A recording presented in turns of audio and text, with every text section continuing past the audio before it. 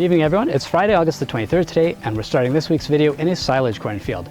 Behind me here, there's actually two hybrids spread throughout this field, and there's a great reason for that. We have P9233Q, which is a chrome hybrid, as well as P9482 SSE. So this is Pioneer's earliest maturing brown midrib corn, and you can see that brown along the ribs of the leaves, as well as on the stalk itself. So a BMR hybrid that has a naturally occurring mutation where these plants will have 20 to 30% less lignin in them. So that means if you're using a BMR hybrid for your corn silage, you will have much higher neutral detergent fiber digestibility scores. And that means that you can use a higher percentage of that corn silage in your feed ration. With having less lignin, these plants are going to be a little less robust, and we're seeing that they're not taking stress quite as well. So on fields that have had a lot of drought stress, we're really starting to see some leaf damage, and it just seems like these plants don't have as much of a defensive trait to them. On the other hand, this chrome product here is fantastic in terms of stalk strength as well as roots, and it can really take a little bit more of that severe weather, which is why in this field it's planted half and half right across the field. So it really mitigates some of that risk with having those plants with a lot less lignin in them. In terms of maturity, this 9233 is really starting to fill out here. We're starting to see that yellow color, and that means that we're really depositing a lot of starch into these ears over the next couple of weeks.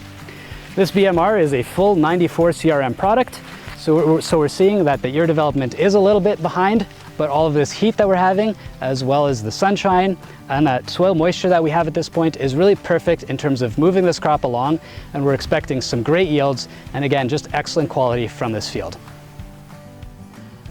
So on the commodity crop front, we've had some nice breaks in the weather over the last week that has allowed the cereal harvest to continue. And we've heard some great reports both in terms of yield as well as quality. We've also been able to get out with a weigh wagon a couple of times to harvest some of those early canola plots. And as always, those results will be posted to our website.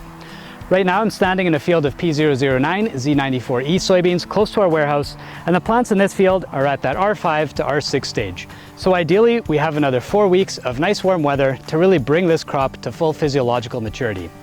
So these pods are still filling with seed, and any rain that we potentially get over this next weekend would really help to build those yields.